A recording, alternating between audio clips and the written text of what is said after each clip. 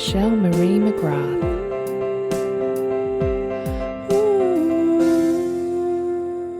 Welcome to Unclassified Woman, and today I'm talking to Lisa Manterfield. Lisa is the creator of LifeWithoutBaby.com, the online community that gives a voice to women without children. She's also the author of the award-winning memoir, I'm Taking My Eggs and Going Home, How One Woman Dared to Say No to Motherhood, which won a silver medal in the 2012 Independent Publishers Book Awards. Based on her workshops and popular ebook series, her new book, Life Without Baby, Surviving and Thriving When Motherhood Doesn't Happen, combines her hard-won lessons with gentle queries and real-world suggestions. Lisa lives in Southern California with her wonderful husband, Mr. Fab, and overindulged cat, where she's working on her latest novel. Find out more about Lisa at lisamanterfield.com. Now, I really enjoyed this conversation with Lisa. We're both from the north of England originally, and we've both been living for nearly 20 years on opposite sides of the world from where we were born. So, you will notice that we have some similarities in our accent. We've not quite lost the northern accent just yet.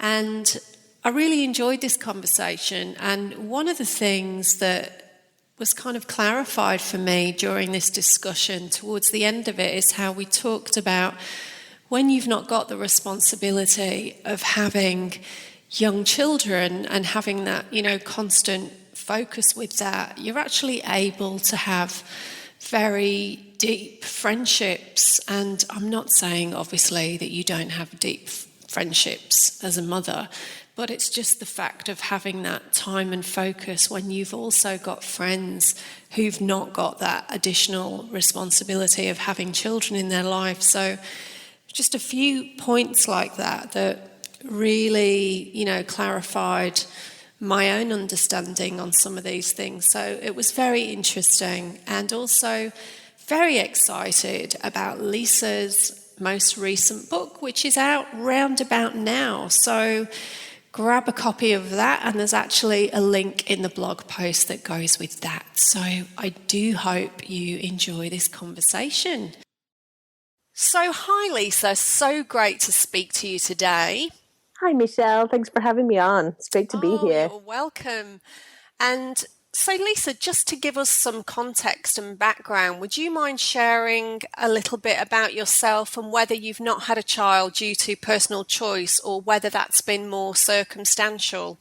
That's one of those funny questions, isn't it? Because I would have to say that I am not by choice, although at some point I would say that I had to make a choice. So Yes. I always wanted children, always really expected to have children. It was just one of those things that was, on the list of things that you do. Yeah. And found the right man fairly late in life, I suppose. I mean, I was in my early 30s and he was older.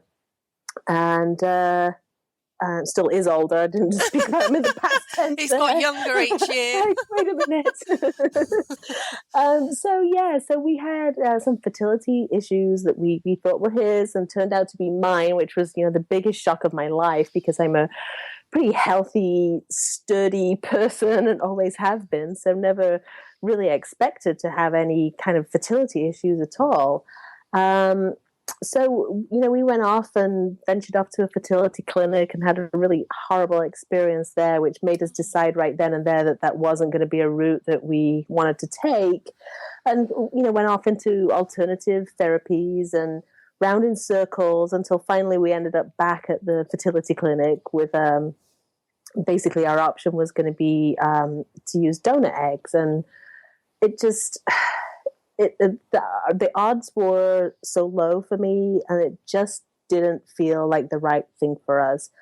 And we ventured off into adoption after that, which kind of brought its own set of issues. And at some point, we'd been doing this for about 6 years or so, and my husband has grown children.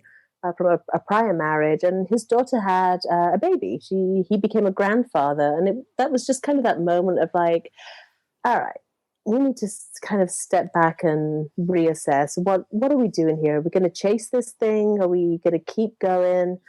The impact it was having on us and our relationship, on kind of our mental state and physical state was just not good. And it's not quite as simple as this. It's the simplified version of the story. But at some point, we just said, you know what? Let's take a step back and let's not do this anymore for a little while. Let's take a break. And the break sort of extended. And at some point, we realized, actually, we are already a family. We're just a family of two. Yes. So at that point came some kind of readjustment, and certainly a lot of readjustment and a lot of grieving and anger and confusion. But that was now, that's been 6 years now, and it's kind of working out. Yeah, and so I find that really interesting. We were talking about, like, you looked at, the situation with donor eggs, and that, well, I don't really know a lot about that. I suppose it's something that we don't hear that much about compared with, say, IVF, for example. Yeah. I mean, it wasn't something, I have to be perfectly honest that I went into this whole thing pretty blind and kind of uninformed. And I found a lot of that information hard to, I didn't know what questions to ask. Yes. Because it was just so unexpected. So yeah, it was a big learning curve for me as well. And also, adoption's not the easiest process either, is it? It seems. Well, it's not. No, it's not. And as I said, my husband it's about 15 years older than I am, and so I mean, a lot of people get what they want through this process. Lots of people have different experiences, and our experience was that to go through a private adoption would just be enormously expensive and kind of emotionally crushing as well. And quite frankly, when you line my husband and I up together, not that we're not a fabulously good-looking couple, but we are not your typical kind of dream couple. Right. We're older and different looking, and it's kind of the private adoption we discovered is really kind of it's like a contest. Wow. And so we went actually through the foster adopt program, which was, which really we thought that we wanted to do. But what I really discovered is that I had a whole lot of grieving to do for the loss of my biological children before I was going to be emotionally ready to support a child who needed emotional help. Yeah. At that time, I was the one that needed the emotional help. And we just realized that it just wasn't it wouldn't have been the right thing for us. We just didn't have the kind of emotional savings account left to go through that. Such an intense experience going through that process and coming to those really massive, big life realizations, especially when that's been something that you assumed you would do and that's, what you wanted to embark upon. So when you were talking about going through a grieving process with that, what really helped you and what did that look like for you? Because it's such a different thing for everybody, it seems. Yeah, and I didn't have a clue that I was grieving. I mean, like I hadn't lost anything. Nobody had died. What I couldn't possibly be grieving, and yet I was just angry and upset. And the slightest thing could set me off crying and I just wasn't myself. And it wasn't really until I started to feel better and started to kind of get on my feet that I really was able to look back and realize, no, this was a huge loss. Yeah. It was, you couldn't see it.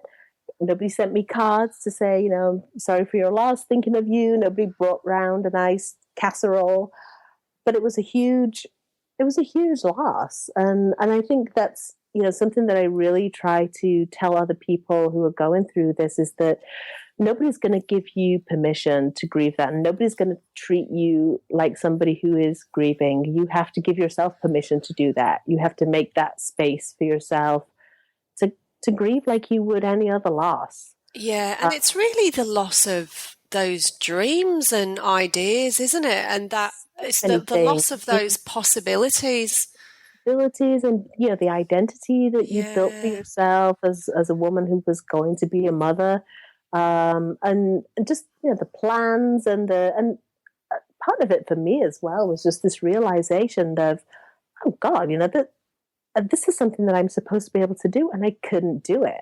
You know, that feeling of kind of failure and something, a part of me that was broken. Yeah, and you mentioned such a really good thing there around identity. And, you know, we are conditioned really with the identity of motherhood and how that should really be like a central driving force in our lives. And so, of course, it's natural for you to then think, well, God, you know, what's wrong with me? Like when this is not unfolding naturally, it seems to be, it's such a common response for women to then question, well, you know, have I done something wrong? Like, what is it that's not working properly? Which, of course, is not true at all, but that's a natural response. Right. Total life evaluation for me, looking back and thinking, all right, what was it that I did? You know, what was it that I did that damaged this part of me? Like, because clearly it's my fault. You know, it couldn't possibly just be, you know, one of those things. Yeah. You know, because we never want to hear that. Of course not. But sometimes, you know, it doesn't work out. You know, you don't. I'm never going to be a concert pianist either. So there are things that I'm never going to be, and a mother is one of those things. A biological mother is one of those things I'm just not going to be. And that wasn't okay then, but you know what? It is okay now. Yeah. And so, Lisa, with that then, where did you when was it that you made the decision then about writing your book? So your book, like I'm Taking My Eggs and Going Home, that's a memoir of your experiences and the learnings that you went through. So how did you come to the point of deciding that you were going to write that book? Was it something that just evolved or? Yeah, I mean, it was really, I think the person who was most surprised that I wrote that book was me, because it was never something that I set out to do. I mean, I was writing at the time. I am a writer by profession, and I was, I was writing fiction. I mean, fiction's what I love to write. So I'd been taking actually some nonfiction classes, and I'd been writing in my journal, of course, about all this. I started writing some short essays, and I kept trying to tell these funny stories about this whole experience with the fertility clinic, and the having sex, trying to get pregnant, and trying to find the humor in all this. Yeah. And there was always something missing there. There's always something missing, and I just finally had so many of these stories and started kind of digging a little deeper, and finally thought, you know what, I'm missing something here. I have a bigger story to tell than these kind of humorous anecdotes. So kind of took a leap in and really dug down to the real story and started putting this book together. But I didn't have an ending for the book. I was still going through this process while I was writing all this down. And naturally, I assumed that the ending of my book would be the happy ending where the miracle baby arrives and, we all live happily ever after. And that ending just wasn't coming. So what was interesting is that in writing the book, I actually sort of came to the realization of what the ending of the book had to be, which was going to be the ending of my personal story, which was making the decision to kind of get off the crazy train and stop this and reevaluate and take a different path.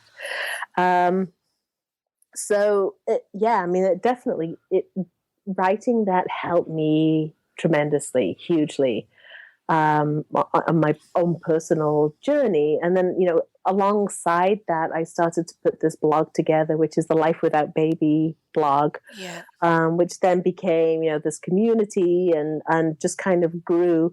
Because the other thing that I was discovering through all this was there was just no support anywhere. There was nowhere.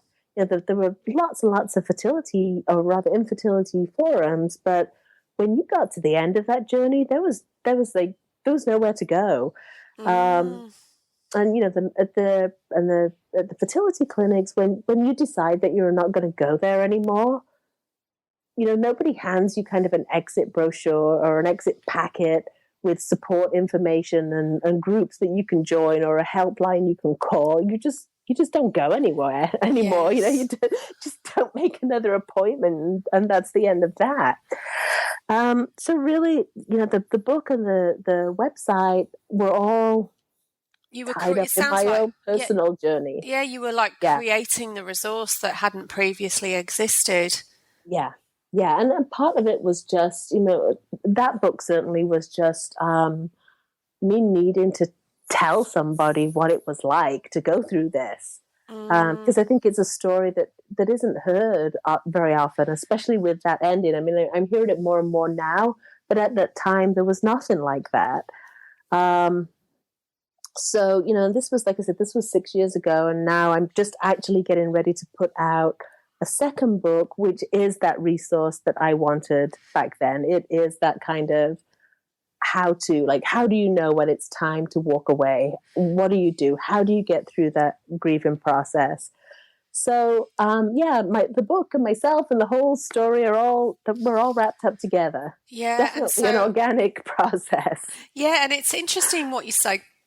So true that often when you're writing these things down, it helps to really clarify your own thoughts about it. Mm-hmm. And obviously through that process, you decided, look, enough's enough, like I'm getting off this train, as you're saying, it's really therapeutic in itself, just the actual writing process. And I think even that's why journaling can be so powerful for people, because it really can help to organise your own thoughts that you don't sometimes, you're not even clear on what they are until you see them written down. So that's right. Yeah. And sometimes you think, well, I know how I feel. I don't need to write it down, but you're right. There's something about putting pen to paper and that physical action of just digging a little deeper and getting to the truth that maybe you're not really quite prepared to tell yourself.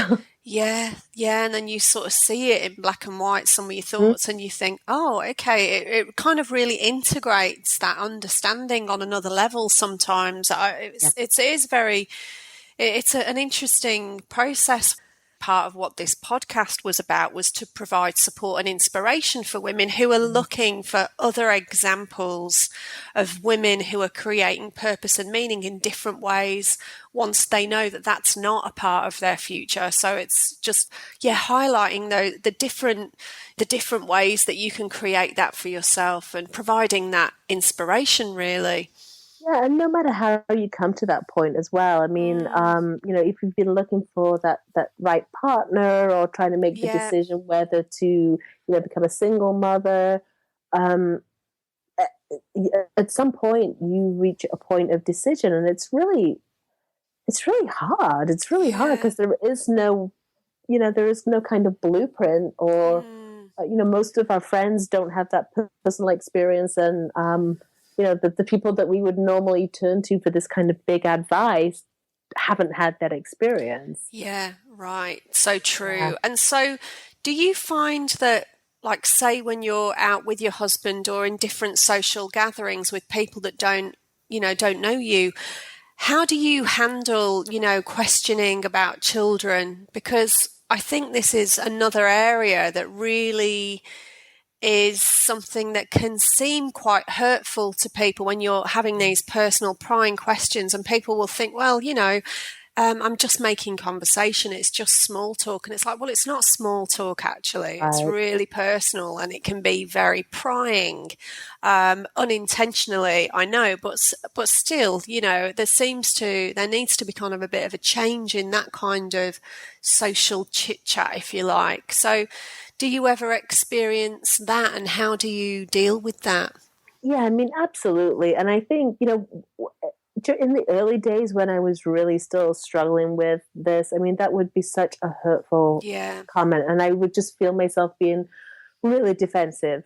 I'm very upset and kind of tripping over myself and not really sure how to handle it, and almost, really embarrassed to have to answer that question. Yeah. Which is awful. It's just awful. Well, it is, because you never know what somebody's been through. I just would never, ever raise it. I never have that as a conversation open. I always let other people bring it up if they want to talk about it, but just would never ask, and have been so gobsmacked over the years when people do raise that. And I had a molar pregnancy, which is quite a specific type of miscarriage, years ago, just before my marriage ended. And I remember feeling very sensitive about it, and was kind of in shock, really, because I hadn't even heard of what that was, or, and was still getting my head around it myself. But so it feels quite shocking when people are asking that and they don't even know you, and you just think, wow, I'm not asking you how much money you earn, or when was the last time you had sex, and like all these like really personal questions, really. The way that I've answered that question honestly has varied over time, and it varies with, quite frankly, how I'm feling on a given day. Yeah. So, I've used humor and said, or kind of deflected and said, no, we love to travel, or no, we got a boat instead, or no, I have my cat, or, yes, it didn't work out for us, or, occasionally, and this has been more recent, if I felt that somebody is open to actually hearing what I have to say, then I've explained. I've told the story. I said, this is what happened. And quite often that has actually led to some really interesting conversations and much more personal connections. And so often I also hear back, oh, wow, that happened to me too. And really found that connection, which is interesting. But I think that I think you have to protect yourself when that is still a really personal and difficult question for you. You have to protect yourself. So I think that if you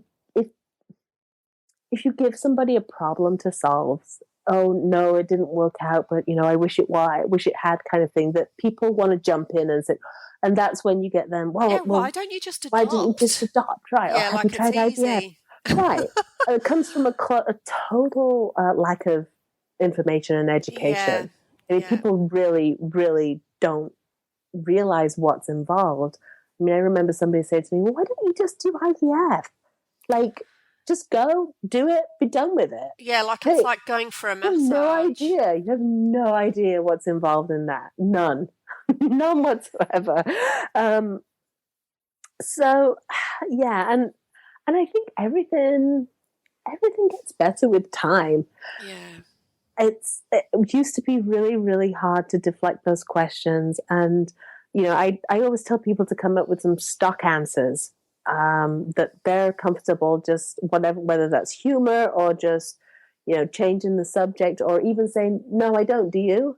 And switching it round. I mean, not in a malicious way, but switching it round. And I mean, if you do that, you've then got to be willing to hear about, their children and all their fabulous things that they're doing, which can be really hard to sit through as well.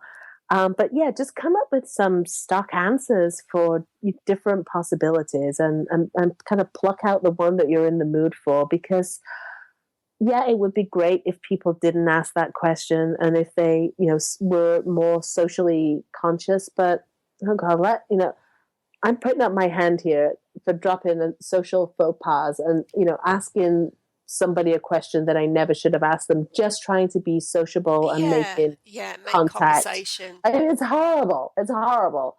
So I think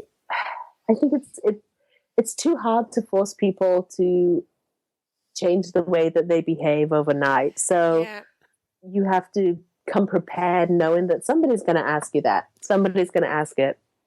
Yeah, and it's just, if they've not had contact in their close friends or family with people that have gone through that experience, then of course they just, they don't have the knowledge about that. So it's understandable. that's why we need more education about these topics, really. Yeah. Yeah. And you So can't do that. You can't be that person to educate other people everyone. when you're, yeah, but especially when you're in the middle of that grieving process Yeah, and just, yeah. your emotions are all over the place, and that's just not the time to be educating people. No. And so, interestingly, when you were going through the process of, writing your book, and obviously the book that you're sort of completing now, what were some of the myths that you explored? Because I find that really interesting, because we have so many myths in our society about motherhood and, how it's the most natural thing in the world. And yet, of course, it's not the most natural thing in the world for many women. So, some of these sort of sayings and that we're just brought up on, really, which then makes us question what's wrong with us if something doesn't just unfold easily. So what are some of those that you've explored through your writing and through your experience? Yeah, I mean, I think that one of the biggest, one of the worst things anybody ever said to me was, well, you kind of really wanted it enough if you made that decision to stop trying. I Yeah. thought, Well, no, I was just thinking of my sanity. right. And my, relationship which had been really great up till now, and which will be with me, for some time to come. I mean, just, and that, that was one of those things that made me stop and question my own decisions. Like, did I not want it enough? Because I'm talking to you now. I'm pretty content in my life right now. I'm very Yeah, content in my life right now without children. So, did I not really want them? And it's like, oh no, wait a minute. I was there. I know how badly I wanted that. I know what I was willing to do, and I also know that it was a huge decision to step back and weigh like this thing that I wanted and all that would bring in the future with where I was, just exactly how you said, my sanity, my relationship, my health was starting to suffer because all the things that I wasn't doing just in case I got pregnant. yes. And I wasn't planning anything. I wouldn't plan anything more than a month in advance, just in case. We stopped traveling. All these things that, were my life right then. I was Yeah. giving up on. I was already kind of giving up my life for children that I didn't even have. So I was there. I know how badly I wanted this, and I know how hard that decision was and what went into making that decision. Of course. And you're the only person who really needs to be okay with that. I mean, it can be Yeah. exhausting to feel the need to explain, and to people that really have had no experience of that and just clueless about what's involved. Yeah, and I think, we see, as is always the case, we see the happy story. We see the Yes. miracle babies, the success stories, and oh, Which are my, minimal, it's tiny, just so tiny minimal. percentage. It's not the norm at all. Because the most people who've been through this and didn't have that miracle baby, they're not talking about it on public television or national television.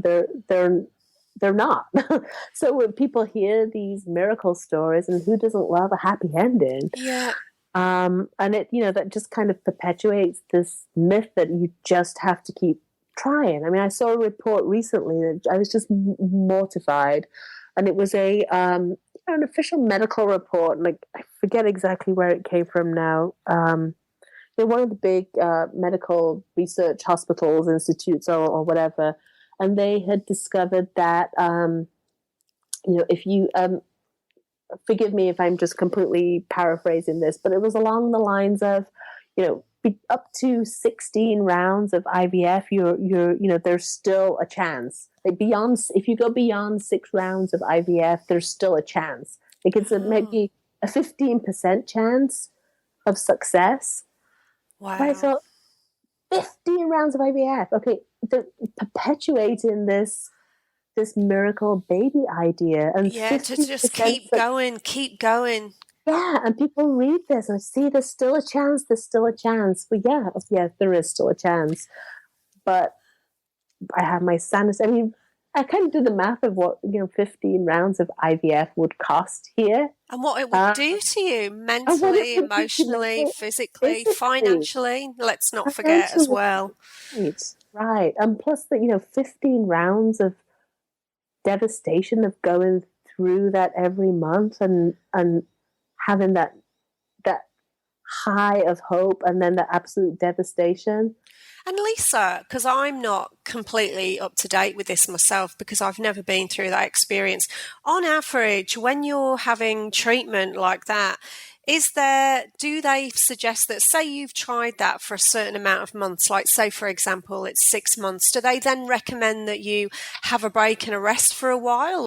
I'm not absolutely certain either, actually, because I didn't go through that either. So I'm not sure that it would be. Well, I know because I have friends that have talked about that and how they felt kind of crazy, really, and just the highs and lows and mood swings and all sorts. Yeah.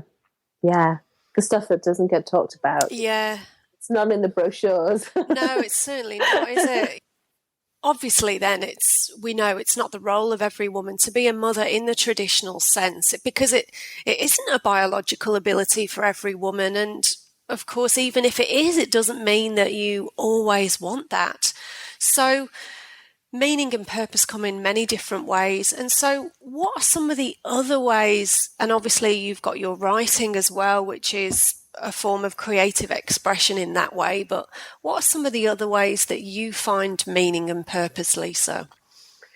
Yeah, I mean, definitely the writing is what I'm really finding very fulfilling now.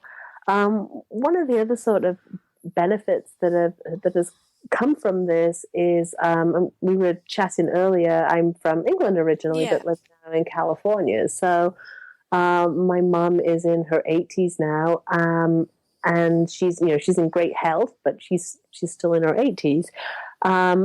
So I'm able to go and visit her and stay for extended periods of time. And part of that is obviously because I work freelance, so I can basically pack my office into a suitcase and take it anywhere, which is great.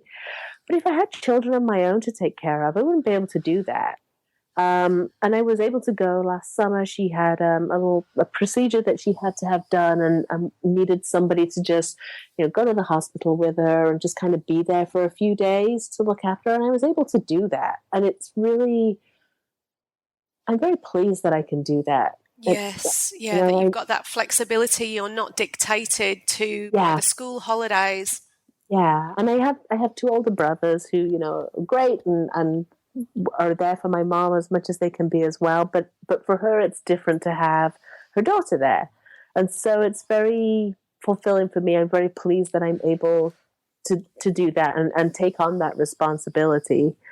And, as I mentioned earlier, my husband is 15 years older than me, and we met kind of later on in life. So we have kind of a shorter average marriage span, if you like. And so I'm glad that I can, we can really enjoy one another. I don't know, Lisa. I don't know with the way the length of some marriages these days. Well, okay, an average. But I'm really enjoying it. Finally, I found this person after a couple of false starts. That I found this person that I really like being with. And it's really great that we can enjoy one another. And, we're kind of talking about the future, what we want to do. And you've over got the that next kind of 3 to 5 years. And you know what? It could be almost anything. It's really great. It's like, well, where do you want to live in 3 years' time? Well, I don't know. It could be anywhere, couldn't it? Because we're not tied to school districts or, children who are going to be upset if we decide to, go live on an island in Southeast Asia. I don't know. We've got kind of infinite possibilities. Yeah. And so with that, so what do you feel are the major benefits of not having children? Obviously, you've got that flexibility and freedom of travel. Like you say, you can be location independent because of your work and your, I suppose as long as you've got your laptop and an internet connection, you're pretty good to go. Yeah. Yeah, and just the kind of the lifestyle. I mean, Yeah, that we can be very flexible and somewhat spontaneous. Um, uh, we can get to enjoy, do the things that we enjoy doing without having to worry about, wrestling up a babysitter or, yeah, say, traveling to see family. And just things like, for example, when we were first married, we were focusing on, buying a home together, yeah, which is, no mean feat in in this part of the world. Um, and so that was something that we were really kind of, all right, we need to start saving and really focus on this, and where do we want to live, and where can we afford to live, and like where is the happy medium between those two things, because they were not the yes, same thing at all. yeah, And now we're at a point where it's like, actually, owning a home doesn't make any sense for us whatsoever, yeah, because why do we want to be tied to somewhere? We don't need to do that. yeah. We really actually don't know 5 years from now where we're going to be. We could be anywhere, and it's really very freeing. And very Very freeing. exciting, isn't it? That having all It that is, yeah, possibility. And it so, is. what are your thoughts about the topic of legacy? I mean, my Something that, hope would be that my legacy is the writing that I leave behind. mm, Um, but but on a kind of a more personal level, I mean, I think my philosophy is just kind of to live as fully as I can, yeah, and to have really cared deeply about people who are important to me. So,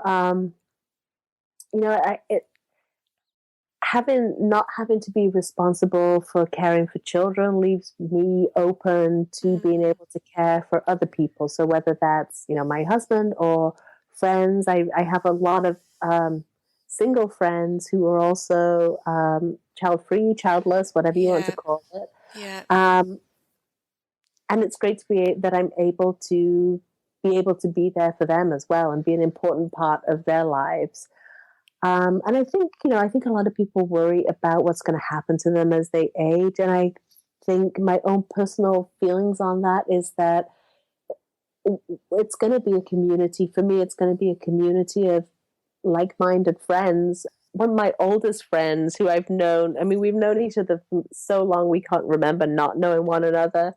And she lives in the UK, and I'm here obviously. And she came to visit just before for Thanksgiving last year, and I picked her up at the airport. And we got in the car and we were driving up. She said, "I have a proposition for you. It's a bit strange." It's like, okay. She said, "If we end up two, widowed ladies in our later years, why do you think about buying a little cottage in the Lake District together?" It's like, yeah, I'm in. That's it. Done.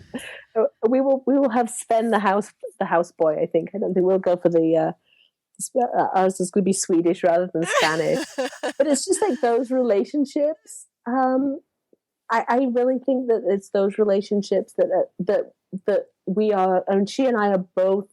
We were friends all through high school, and kind of drifted away during college, and then reconnected. We've always kind of stayed in touch, but not yeah, really.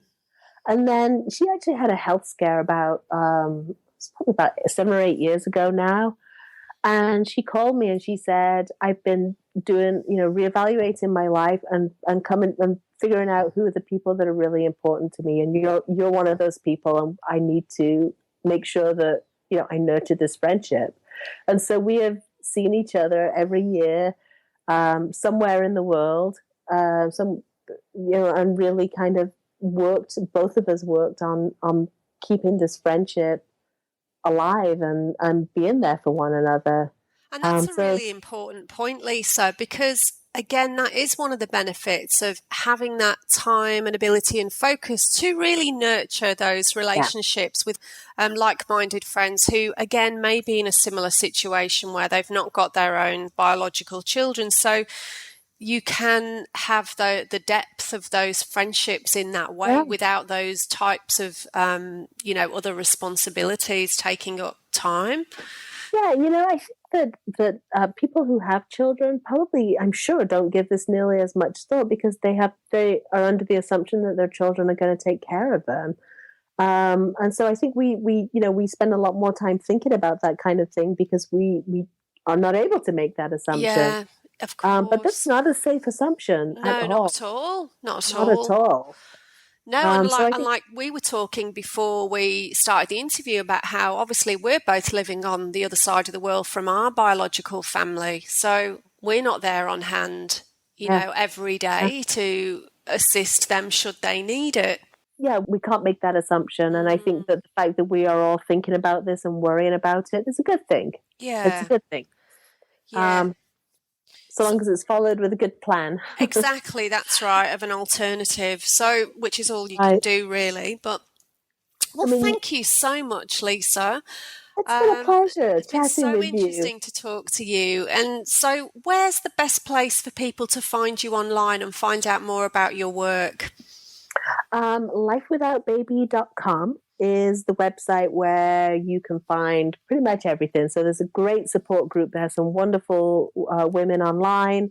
There's a private community in there that is password protected that you can join for free so that you can kind of chat behind that security firewall, and all kinds of information on there. And then my personal website is just lisamanterfield.com if you happen to be interested in fiction, which will hopefully be out in the world later this year as well. Oh, fantastic. Oh, well, thank you so much. Thanks, Michelle. It's been really, really great chatting with you. Thank you. Thank you for listening to Unclassified Woman. If you enjoyed this episode, please subscribe. For information on events and services, connect with Michelle at michellemariemcgrath.com.